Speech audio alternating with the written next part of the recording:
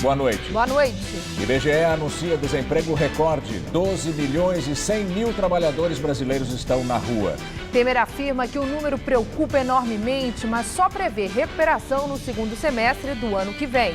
Plano conjunto de Alckmin e Haddad para entregar 20 mil apartamentos populares não chega a 1% da meta. Justiça liberta prefeito eleito de Osasco e 13 vereadores suspeitos de manter funcionários fantasmas. Embaixador da Grécia no Brasil está desaparecido há 3 dias. Seu último contato foi em Nova Iguaçu, na Baixada Fluminense. Corrida de São Silvestre no sábado completa 92 edições, com 30 mil atletas pelas ruas de São Paulo.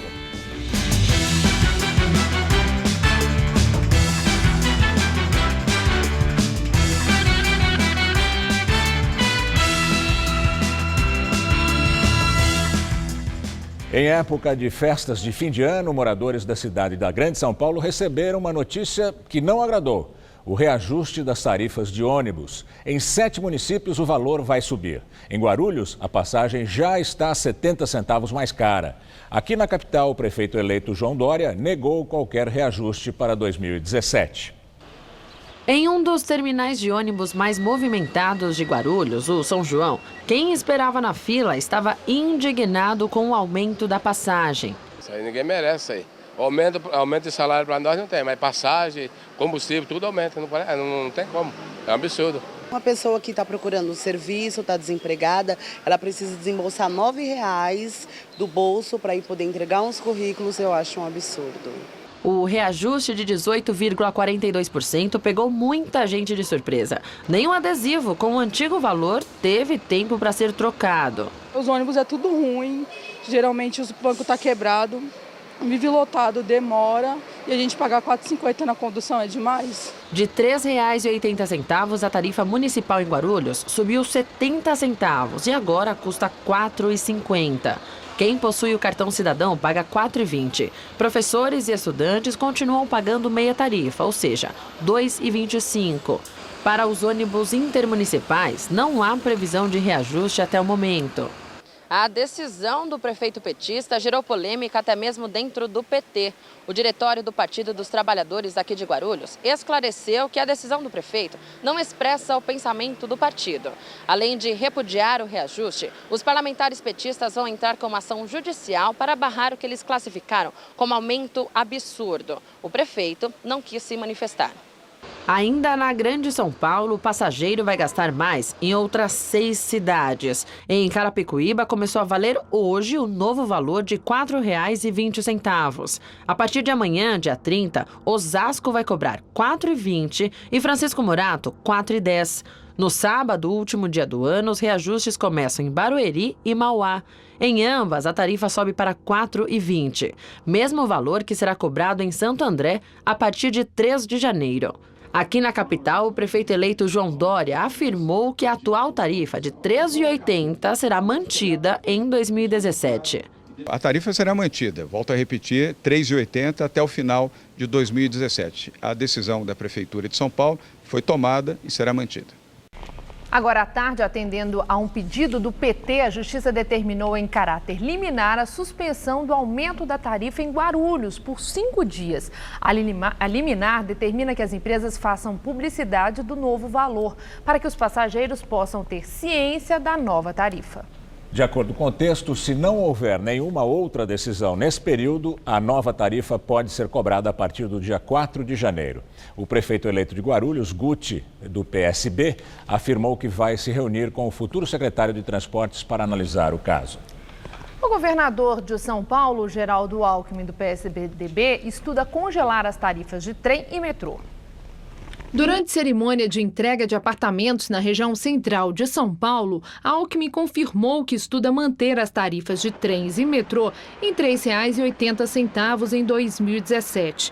Segundo o governador, os estudos estão em fase de conclusão e a confirmação do congelamento dos valores deve ser anunciada até amanhã. Nós estamos exatamente nesse momento fazendo todos os estudos, raspando o fundo do tacho, para tentar evitar reajustes, se for feito, ser o menor possível, beneficiar ao máximo a população neste momento de dificuldade, de queda de salário e aumento de desemprego. Os números não estão ainda fechados, vamos aguardar até amanhã. Com 3 meses de atraso, o governador e o prefeito de São Paulo, Fernando Haddad, do PT, também presente no evento, entregaram só 126 dos 20 mil apartamentos prometidos na primeira parceria público-privada da habitação no país. Estado e prefeitura culpam a falta de interesse do setor privado pela demora. Desembargador concede liberdade ao prefeito eleito de Osasco. Rogério Lins, do PTN, que chegou a ficar foragido por 3 semanas, se entregou no domingo de Natal. Ele é suspeito de contratar funcionários fantasmas na Câmara Municipal da cidade, onde atualmente tem mandato de vereador. Na decisão, o desembargador Fábio Gouveia afirmou que não há necessidade de manter a prisão preventiva, mas determinou o pagamento de uma fiança de R$300 mil. Rogério Lins e mais 13 vereadores são acusados de contratar funcionários públicos fantasmas, que não apareciam para trabalhar conforme a investigação da Operação Caça-Fantasmas, do Ministério Público de São Paulo. Rogério Lins nega as acusações. E durante coletiva, Dória falou sobre as ações de limpeza na cidade no início de seu mandato. O anúncio foi feito aqui no prédio da Caixa Econômica Federal, no centro de São Paulo. Segundo o futuro prefeito de São Paulo, João Dória, cerca de 1.200 pessoas vão atuar nas ações da próxima semana. Ele disse que o programa será permanente e não vai prejudicar moradores de rua. E assim vamos, nesse ritmo e em volumes semelhantes, maiores ou um pouco menores, mas sempre neste regime. Serão 1.291 pessoas trabalhando, dias 1 e 2, todas com colete, todas identificadas. Haverá um sistema de proteção não só da Guarda Civil Metropolitana, como também do CET. A nova administração também pretende criar uma espécie de aplicativo para que cidadãos possam informar situações irregulares, como pichações e lixo nas ruas. E o calor tá demais, né? Hoje foi mais um dia de temperaturas altíssimas em todo o país, inclusive aqui no estado de São Paulo. Na capital, o paulistano encarou um calorão de 33 graus essa tarde. E agora à tarde choveu forte em alguns pontos da cidade, inclusive aqui na Avenida Paulista. Vamos aos detalhes da previsão.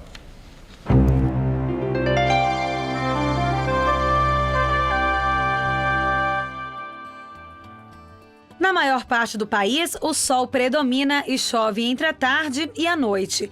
No sul, um sistema de baixa pressão atmosférica deixa o tempo instável, com chuva já pela manhã entre o norte gaúcho e o centro-sul do Paraná.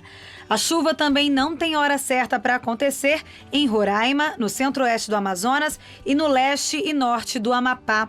Já em toda a área clara, desde o Espírito Santo, norte de Minas até o interior do Maranhão, tempo firme, ensolarado e seco.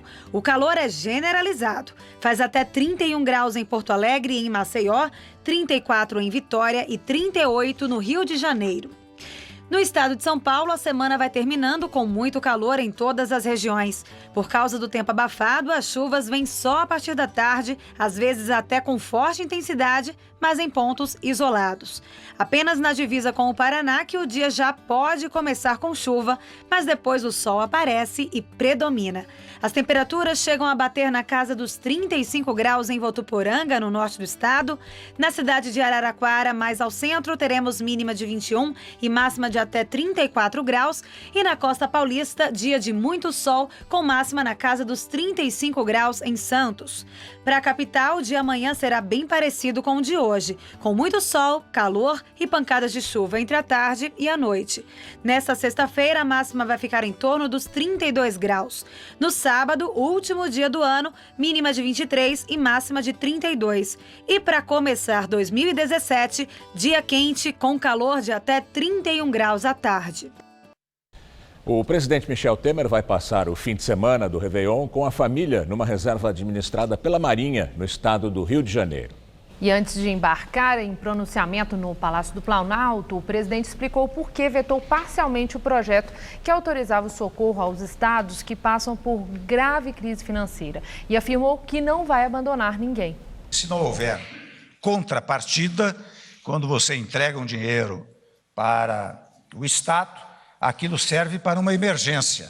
mas não serve para preparar o futuro. Ora, isto por acaso quer significar que nós vamos abandonar os estados federados? Não. Nós vamos agora negociar com cada estado que esteja em dificuldades para verificar quais sejam as dificuldades, quais as contrapartidas que podem ser oferecidas e o que poderá a União Federal fazer para socorrer esses estados.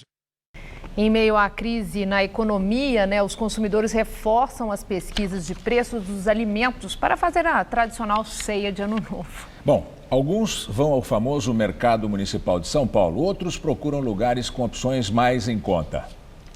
A dona Ângela veio ao Mercadão, no centro da cidade, pesquisar o preço do bacalhau para a ceia de Ano Novo. Ela até comprou um punhado do corte desfiado a R$ 38,00 o quilo.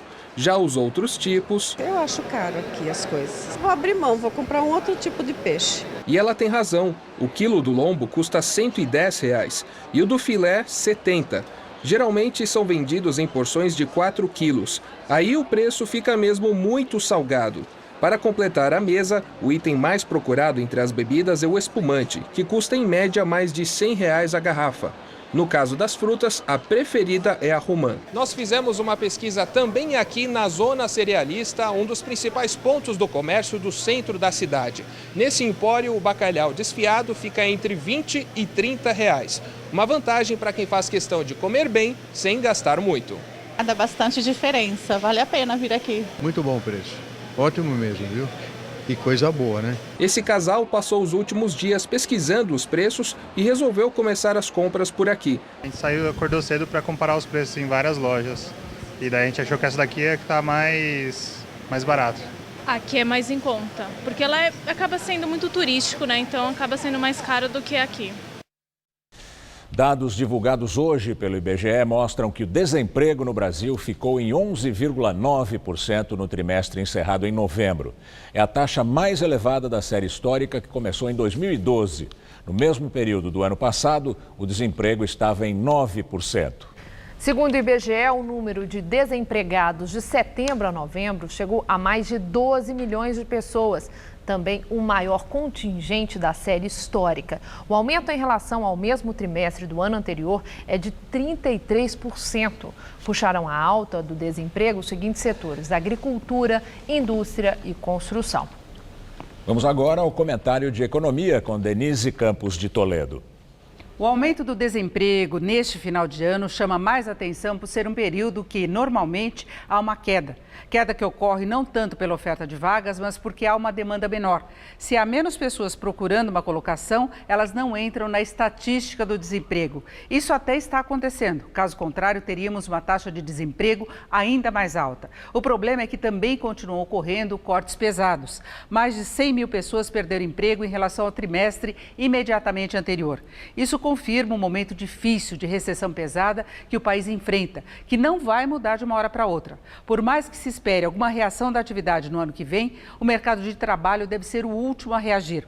A indústria, que foi o setor que mais demitiu neste último ano, com um corte de mais de 1 milhão de vagas, trabalha com ociosidade. Portanto, pode aumentar a produção, a atividade, sem necessidade de contratar. E tem a questão da confiança. Os empresários só vão retomar investimentos e ampliar o quadro de pessoal quando tiverem maior confiança quanto à recuperação da economia. Sendo que nessa questão da confiança ainda vai pesar o quadro político, institucional, as delações da Lava Jato, o envolvimento do próprio governo e até as condições de levar adiante as reformas no Congresso. Só depois de a economia apresentar uma retomada mais consistente é que o mercado de trabalho poderá apresentar números melhores. E no começo de 2017, mais especificamente, devemos ter até uma piora adicional do desemprego, porque é um período em que as pessoas sem colocação retornam ao mercado em busca de uma vaga. Isso tem o efeito estatístico inverso ao que estamos vendo agora no final do ano. A taxa de desemprego cresce, não só pelo corte de vagas, mas também pelo aumento da demanda, que amplia o contingente de desempregados. Essa, claro, não é uma boa notícia de final de ano, em um período de festas, mas é esperar que venha alguma recuperação da economia, ainda que modesta, em 2017. Mesmo com toda essa crise, ainda dá para esperar que no novo ano possamos, pelo menos, deixar para trás essa recessão histórica que estamos vivendo. Que venha um ano melhor. Para relembrar os principais fatos que aconteceram no Brasil e no mundo, a TV Gazeta reprisa hoje às 11h30 da noite a retrospectiva 2016.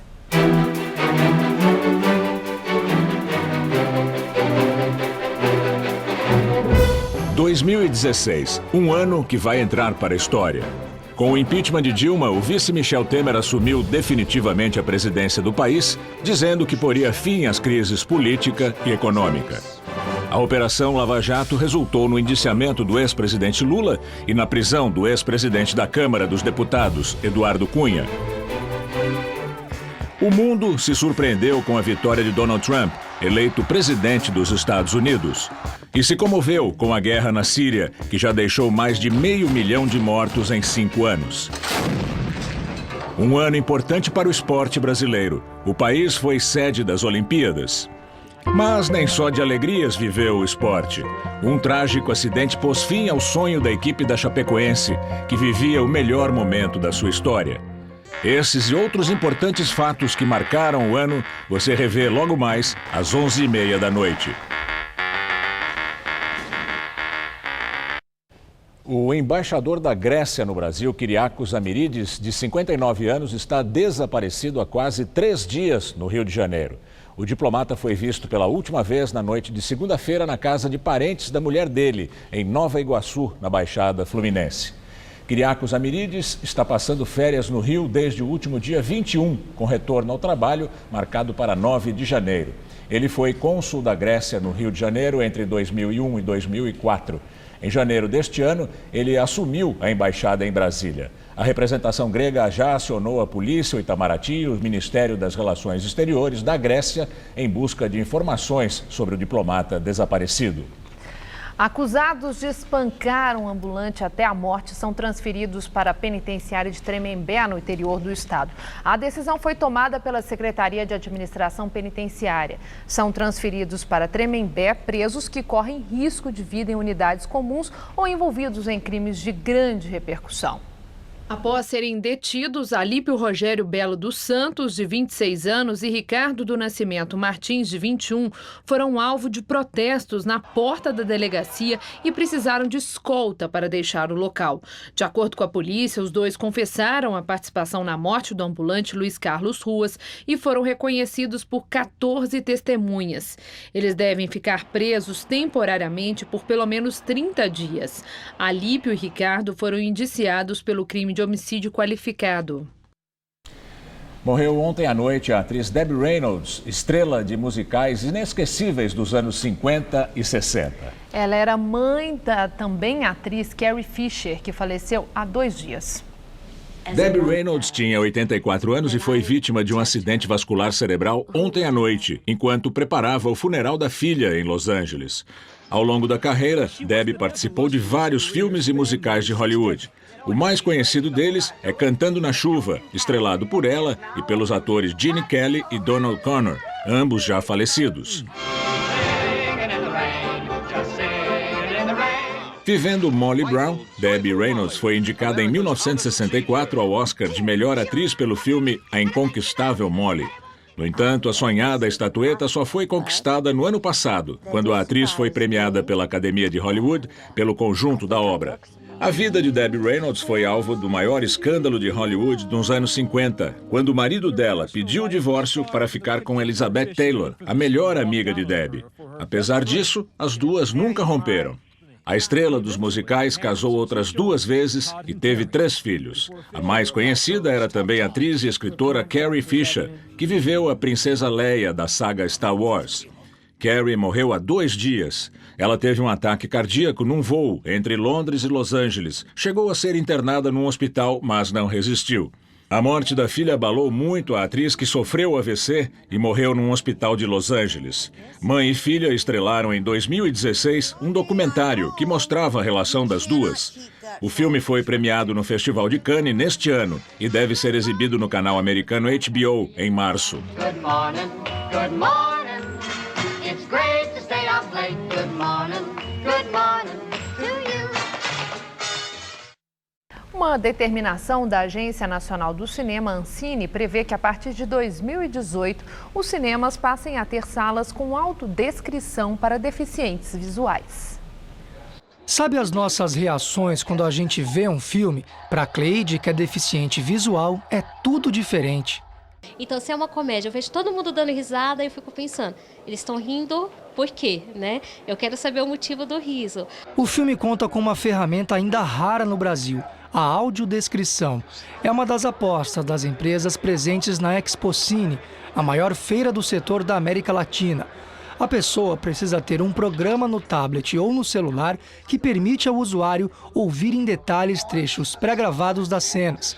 Aí, pelo fone de ouvido, ele acompanha as falas originais mixadas com a audiodescrição. 2 rottweilers presos em coleiras ameaçam Rodrigo, que apavorado cai no chão e se debate. Miguel desce as escadas.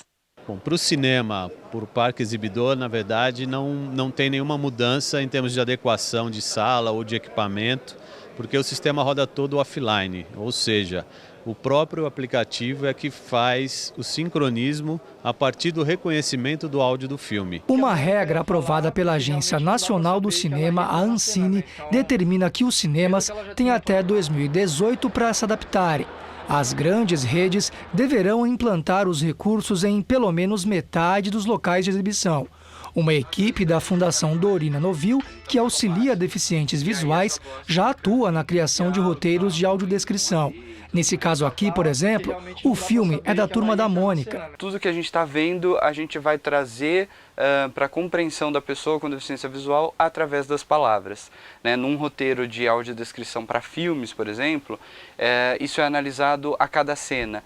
Então, por exemplo, os personagens do filme, como é que está o figurino, como que é o cenário desse filme, que ambiente se passa. Olha, só para fazer o roteiro de uma audiodescrição, a equipe leva mais ou menos 20 vezes mais. Então, por exemplo, uma história que tenha 1 hora, o roteiro vai demorar 20 horas para ser finalizado. E o processo todo, incluindo a gravação no estúdio e depois a mixagem aqui na ilha de edição, dura mais ou menos 50 horas. A nova determinação da Ancine, que vale em todo o Brasil, vai beneficiar mais de 143 mil pessoas que têm cegueira total só no estado de São Paulo. Gente como a Patrícia, que perdeu a visão ainda criança. Aquele silêncio, ele meio que mata a gente. Então, com a audiodescrição, você está sabendo tudo o que está acontecendo, você está fazendo parte daquilo que você está assistindo. O Ministério da Saúde anunciou hoje que vai reduzir as exigências mínimas para o funcionamento das unidades de pronto atendimento, conhecidas como UPAs. De acordo com a nova regra, o número mínimo de médicos para cada unidade passa a ser de 2. Antes, a exigência era de, no mínimo, 4 por unidade. O Ministério ainda vai flexibilizar as exigências mínimas de equipamentos necessários para o funcionamento das unidades. Com a resolução, equipamentos de laboratório e máquinas de raio-x poderão ser compartilhados entre unidades de saúde. De acordo com o Ministério da Saúde, 165 UPAs estão fechadas porque os municípios não conseguem pagar as exigências mínimas necessárias.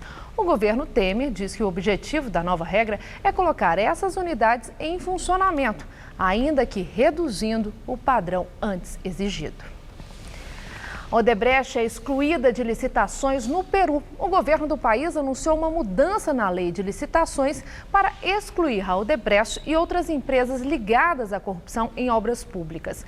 Com isso, as empreiteiras envolvidas em escândalos de propina não poderão participar de novas licitações. O governo peruano também criou um grupo especial para analisar as denúncias de subornos pagos pela Odebrecht no país entre 2005 e 2014. Nesse período, a empreiteira participou de cerca de 40 projetos que tiveram gastos públicos da ordem de 12 bilhões de dólares.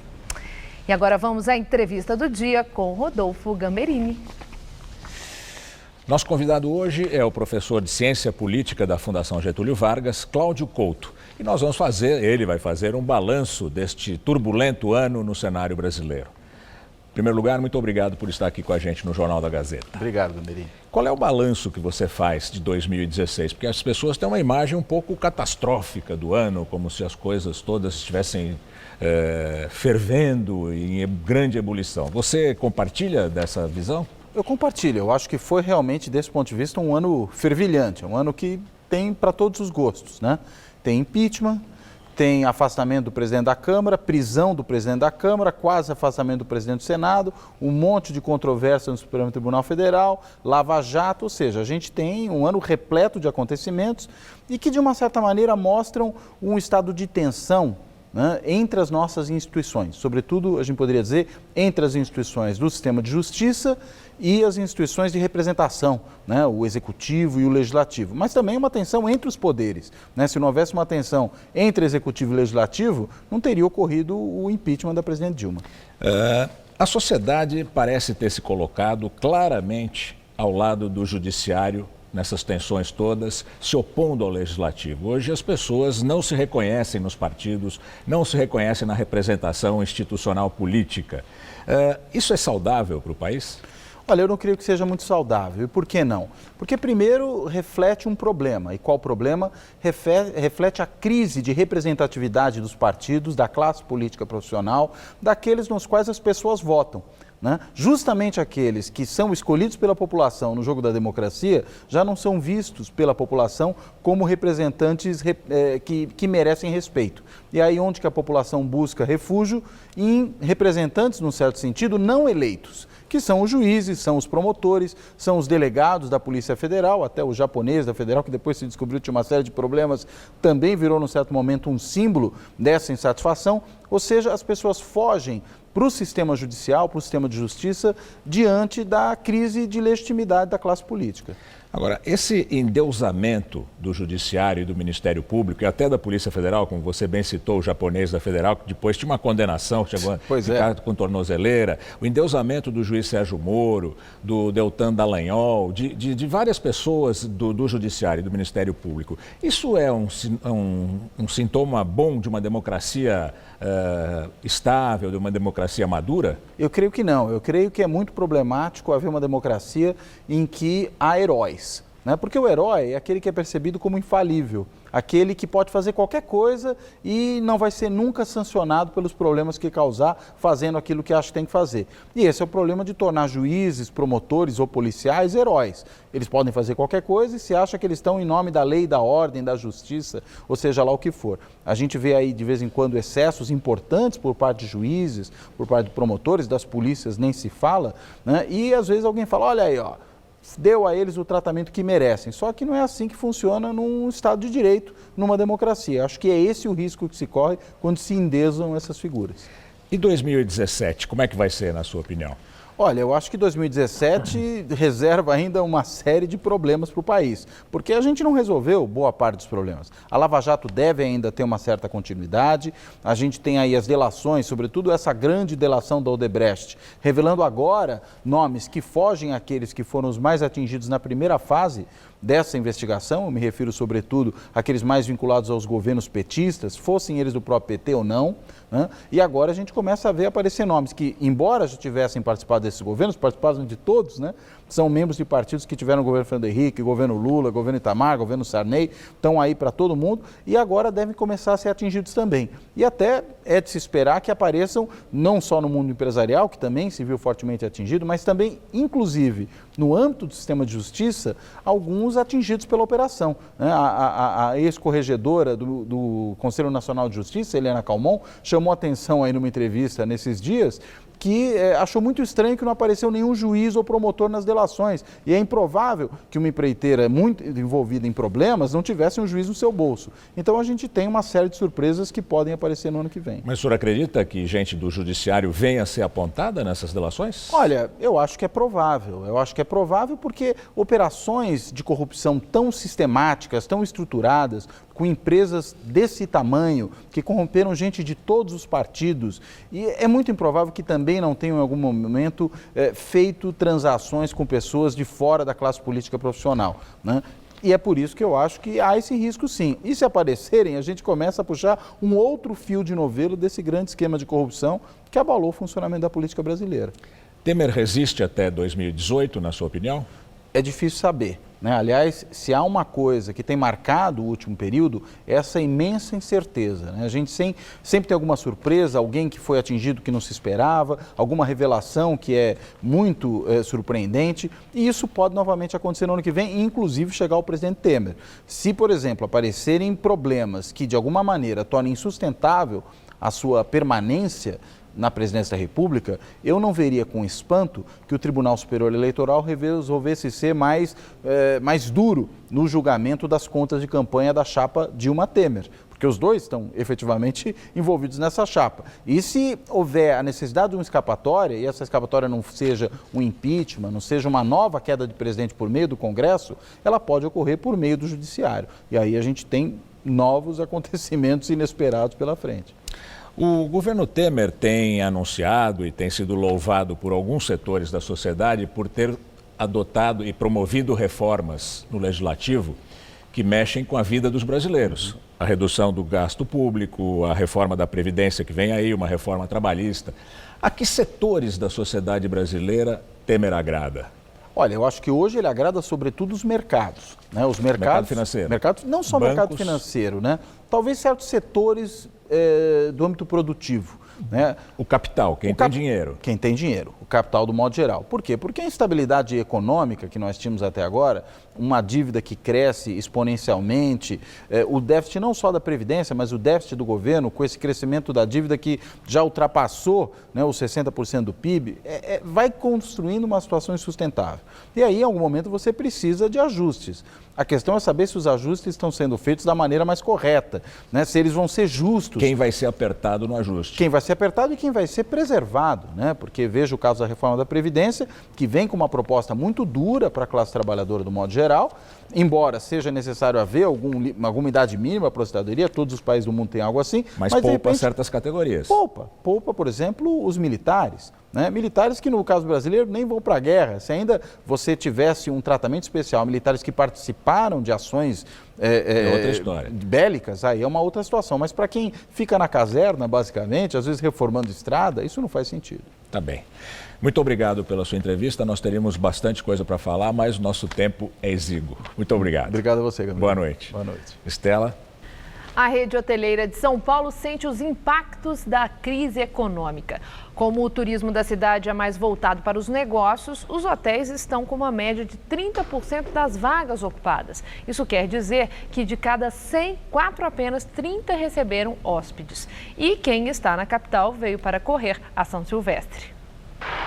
Enquanto os turistas pegam as estradas rumo ao litoral e ao interior, a capital paulista vai ficando vazia. Os hotéis que dependem do turismo de negócio durante o ano todo agora registram pouca procura. Segundo a Associação Brasileira da Indústria de Hotéis, apenas 30% das vagas estão ocupadas. O movimento só não é pior porque um evento chama a atenção: a Corrida de São Silvestre, que tem sua largada na avenida mais famosa da cidade. E é nesta época do ano que a Avenida Paulista ganha ainda mais destaque. Bom para os hotéis que ficam aqui na região. Estes estão quase lotados. Este, em plena avenida, está com a taxa de ocupação de 85%, bem acima dos hotéis que ficam em outros bairros. Dois públicos muito distintos. Hoje já começa a chegada do pessoal que vem para a corrida, os hóspedes específicos da corrida. Aí no sábado, terminando a corrida, eles vão embora e chega o pessoal que vem para participar da festa do Réveillon na Paulista. Esse grupo de atletas veio da Bolívia para participar da tradicional prova. Eles escolheram ficar hospedados bem pertinho de onde será a largada da corrida. Vidal vai participar da São Silvestre pela primeira vez. Contento, feliz por saber que vamos a correr ao lado de uns africanos e latino-americanos. Já Salomé chegou no ano passado em 15º lugar e espera melhorar a posição.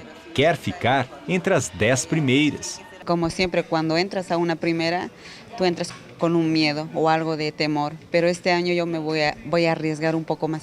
Roque não vai participar da corrida. Veio de Porto Alegre com a família passar o Réveillon em São Paulo. Aqui é um ótimo ponto, que é próximo a todos os pontos que a gente resolveu visitar, né? Então tem fácil acesso, táxi é fácil, metrô é fácil, qualquer coisa, né? E fácil para comer também, gastronomia, né? É bem legal.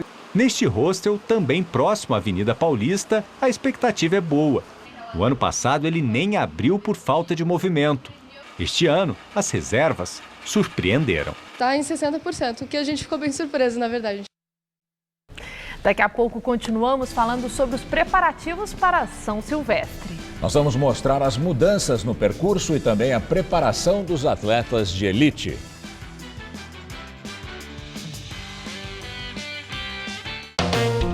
Tem convidados especiais no Todo Seu de hoje. Descubra curiosidades sobre os répteis e quais deles podem ser domesticados para viver em harmonia com os humanos. E no palco, um grande mestre da música sertaneja, Sérgio Reis. De que me adianta viver na cidade se a felicidade não me acompanhar? Todo Seu, hoje, 10h30 da noite.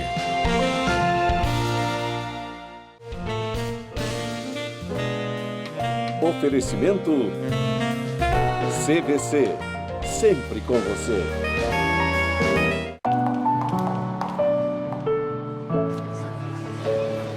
A Fundação Bradesco trabalha para formar cidadãos completos, inspirados pelo conhecimento e pela troca de experiências, levando educação e oportunidades a todos, desde cedo. Porque todo final feliz merece um começo feliz. Fundação Bradesco, há 60 anos, usando o poder da educação para transformar vidas. Tudo anda cada vez mais rápido. O tempo, as pessoas, as tecnologias. No coração de todas essas transformações, existe um caminho que pode mudar a sua vida. Pós-graduação Casper Libero. 4 cursos que vão acelerar a sua carreira, atualizar os seus conhecimentos e fazer você ser notado no meio de tanto movimento. Pós-graduação Casper Libero. Paixão por comunicação.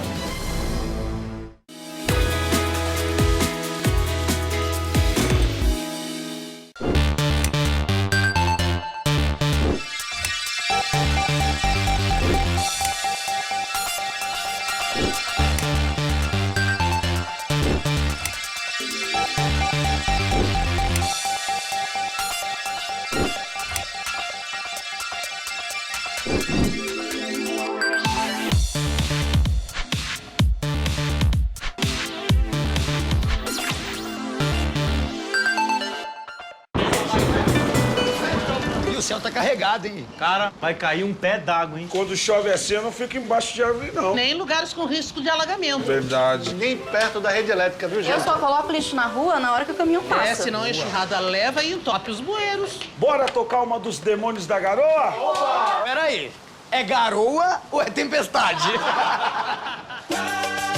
Nessa época do ano, fique atento aos perigos das chuvas fortes na cidade. Prefeitura de São Paulo. Corrida de São Silvestre. Oferecimento Baltec. Super manta líquida impermeabilizante.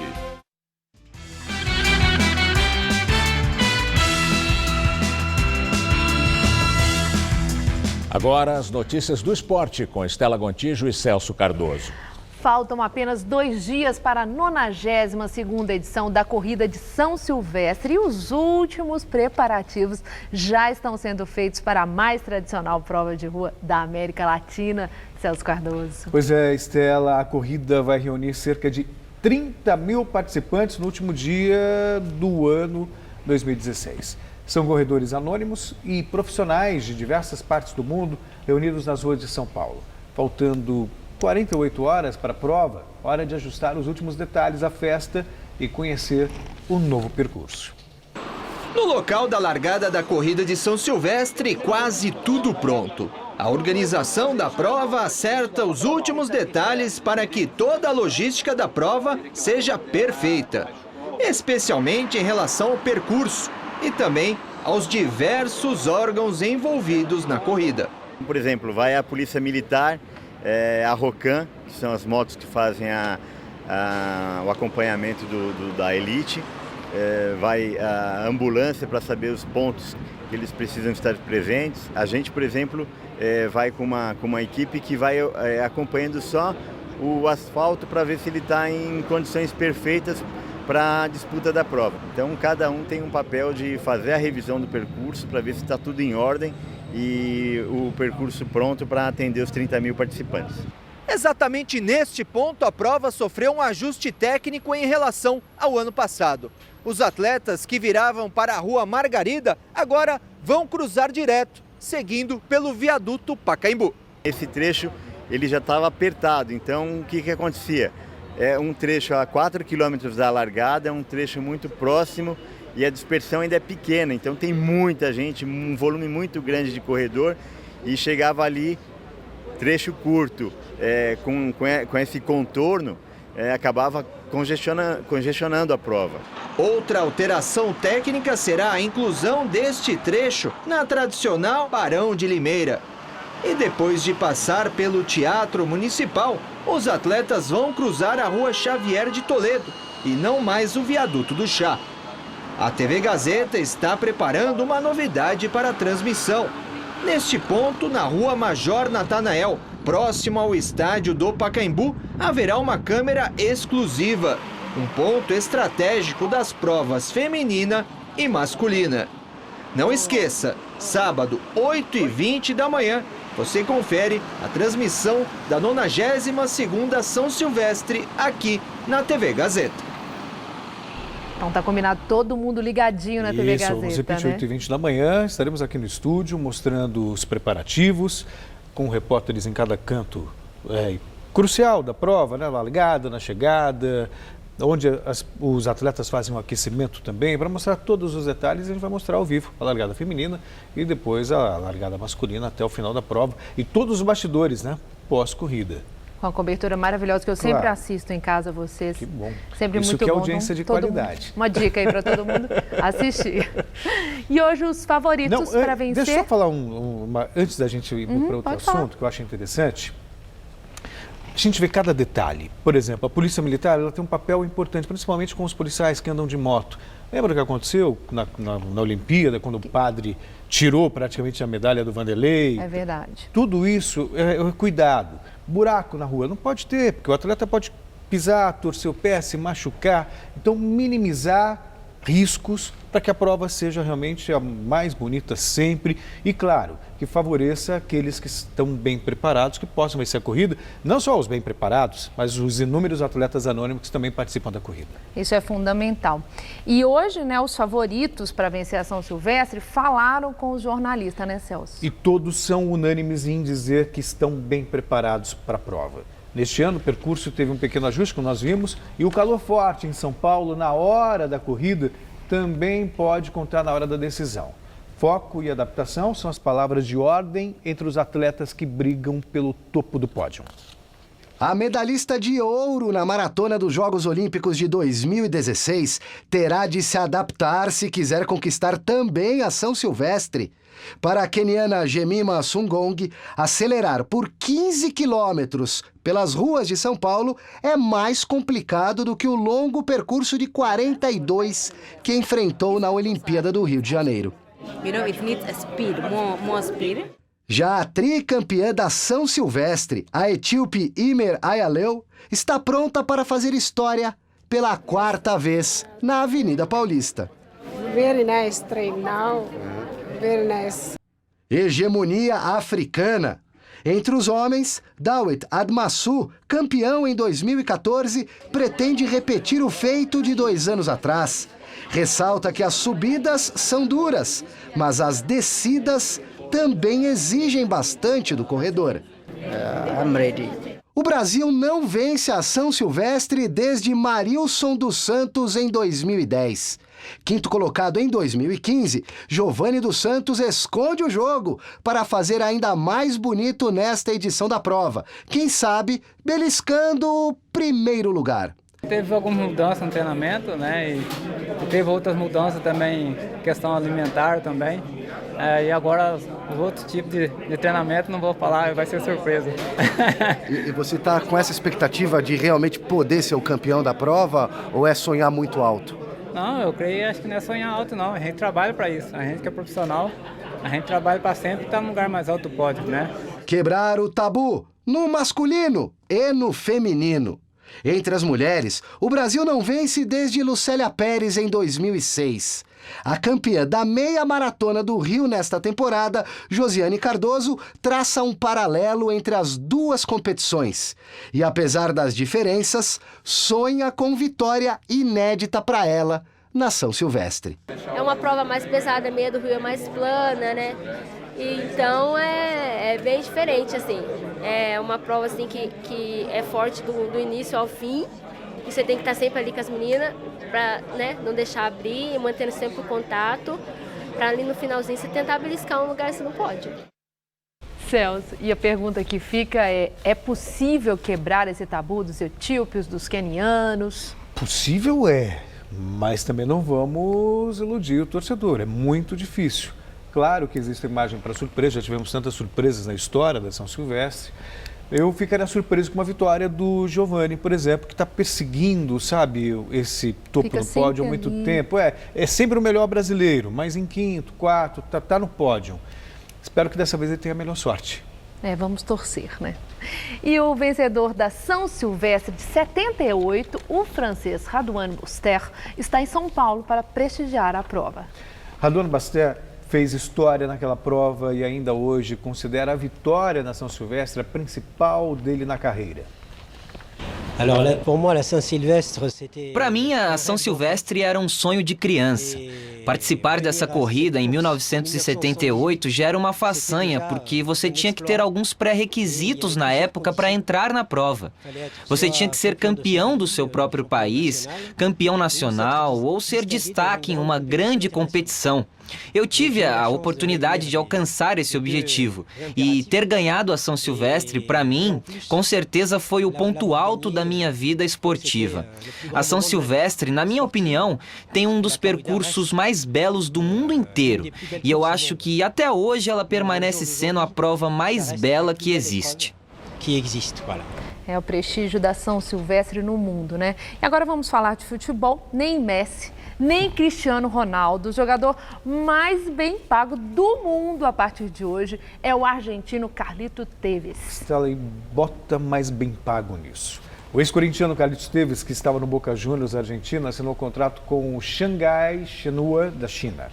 A cada ano de contrato, ele deve receber cerca de 129 milhões de reais. Impressionante. 129 milhões de reais, superando a marca dos maiores astros do futebol mundial.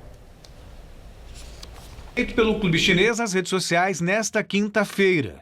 Foi divulgada uma foto do atleta com a camisa do clube, que deverá se juntar aos companheiros para a pré-temporada que acontecerá em Okinawa, no Japão. De acordo com a imprensa internacional, Tevez será o jogador com o maior salário do futebol mundial. O argentino receberá nada menos que 2,5 milhões de reais por semana. Nos 2 anos de contrato, Carlitos estará cerca de 260 milhões de reais mais rico, ganhando 129 milhões por ano. Para se ter noção de como esse salário é alto, Messi e Cristiano Ronaldo, que monopolizam o prêmio de melhor do mundo nos últimos anos, recebem cerca de 1,5 milhão de reais por semana. Os salários de Lionel Messi e Cristiano Ronaldo, segundo o jornal britânico The Sun, não passam de 77 milhões de reais ao ano. Em uma mensagem nas redes sociais, o Boca Juniors, último clube do atleta argentino, se despediu de Carlitos dizendo que ele sempre estará no coração dos torcedores que já sonham com a volta do ídolo. Nesta última passagem pelo Boca, Tevez conquistou o Campeonato Argentino e a Copa Argentina em 2015, marcando 25 gols em 56 jogos. A China parece que está mostrando que quer dominar aí o futebol, né? Com essas contratações milionárias. É algo absurdo, já preocupa a FIFA, a Conmebol. O Tevez vai ganhar simplesmente um prêmio de loteria por semana. Ele poderia viver, morrer umas 4 vezes e ainda teria dinheiro guardado. Porque 2,5 milhões de reais por semana é um absurdo. Ele ganha praticamente por semana o que ganha o Cristiano Ronaldo e o Messi juntos. Vale ouro. Pois é, e 2 anos de carreira, 2 anos de contrato, depois pode encerrar a carreira. E qual é o objetivo da China mesmo? É justamente desenvolver o futebol no país a ponto de se tornar um favorito para ganhar uma Copa do Mundo daqui uns 20 anos. Essa é a ideia. De base. Exatamente. E conta com o apoio do governo chinês justamente para promover o futebol no país. As empresas que investem nos jogadores têm isenção fiscal. Por isso, esses investimentos tão altos em jogadores. Começaram primeiramente no Brasil, levando os principais astros. Hoje já levam astros do futebol europeu, também do futebol latino-americano, grandes nomes. E a tendência é piorar, é fazer propostas cada vez maiores. Impressionante. E de Ruanda, no continente africano, vem uma história para lá de inusitada. A Federação de Futebol do país decidiu punir a partir de agora o uso de bruxaria nas partidas do campeonato nacional. Pois é, Estela, a partir de hoje, quem usar a bruxaria em campo será punido com 3 partidas de suspensão e uma multa equivalente a R$400. Porque imagina se fosse na Bahia. Tudo por causa de uma confusão. Numa partida válida pela Liga Nacional, o time visitante, Mukura Victory, vencia o Rayon Sports por 1-0. Os donos da casa tentavam um empate, mas a bola não entrava e só batia na trave. Foi quando o atacante Moussa Camara, do Rayon, foi ao gol adversário e tirou alguns amuletos de feitiçaria colocados pelo goleiro no pé da trave.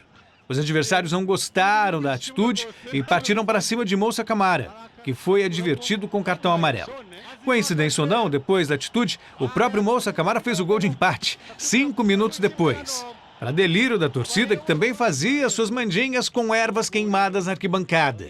Por causa disso, a Federação de Ruanda decretou feitiçaria a partir de hoje não vale para nenhum dos dois lados. A partida terminou em 1-1 e o Rayon Sports se manteve na liderança do campeonato. Costumam dizer que se Macumba ganhar esse jogo, o Campeonato Baiano terminaria empatado. Mas na Ruanda funciona. Funcionou, você viu? Tá bom, Celso, muito obrigada. Até amanhã. É com você, Gamberini. O presidente russo Vladimir Putin anunciou um acordo de cessar-fogo entre rebeldes e o governo da Síria. Segundo Putin, foram assinados 3 documentos. O primeiro entre o regime de Bashar al-Assad e a oposição armada, determinando um cessar-fogo em todo o território sírio. Os outros 2 se referem a negociações de paz. Putin anunciou também que vai reduzir o número de militares russos que lutam ao lado do governo sírio. Entretanto, deixou claro que vai continuar combatendo o terrorismo no país. O exército sírio confirmou o cessar-fogo e anunciou que ele deve começar à meia-noite, mas frisou que não estão incluídos no acordo jihadistas do Estado Islâmico e do grupo conhecido antigamente como Frente al-Nusra, braço da rede terrorista Al-Qaeda na Síria. Representantes dos rebeldes também já disseram que concordam com o cessar-fogo. A Rússia, que apoia o presidente Assad, e a Turquia, a favor dos rebeldes, serão agora guardiãs do cessar-fogo, de acordo com os governos dos 2 países. A guerra na Síria começou em março de 2011 e já matou cerca de 500 mil pessoas. Várias tentativas anteriores de cessar-fogo falharam. De acordo com o Pentágono, um líder militar do Estado Islâmico na Síria foi morto. Abu Jandal al-Kuwaiti morreu na segunda-feira num ataque aéreo feito pela coalizão liderada pelos Estados Unidos, mas a informação só foi divulgada hoje. O presidente eleito dos Estados Unidos, Donald Trump, diz que a ONU é perda de tempo e de dinheiro. Trump falou em entrevista a jornalistas em Palm Beach, no estado da Flórida. O republicano disse, abre aspas, quando vocês viram as Nações Unidas resolverem problemas, não fazem isso, elas causam problemas.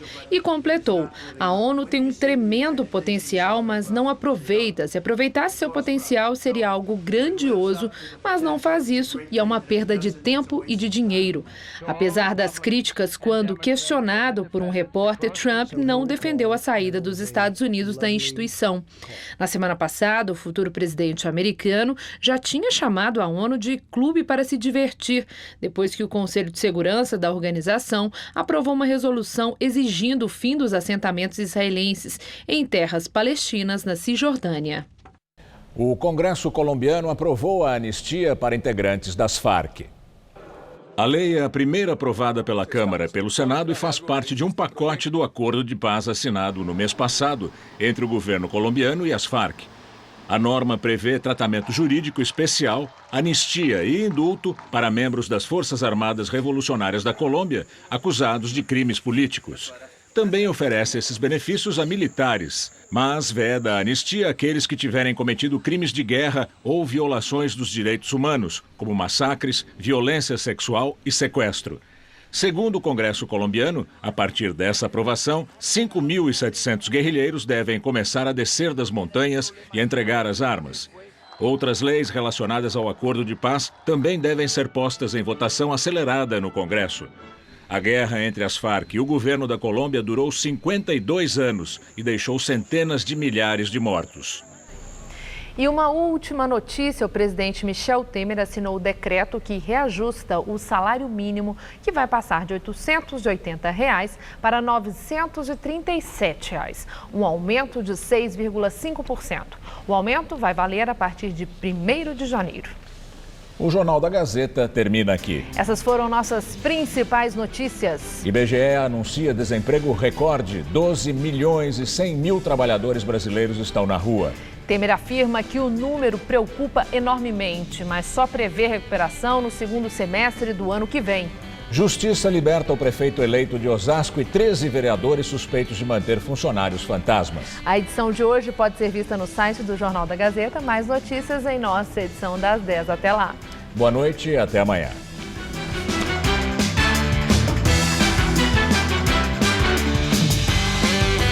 Os fatos que mudaram o mundo estão na Retrospectiva 2016. Reapresentação especial, hoje, 11h30 da noite.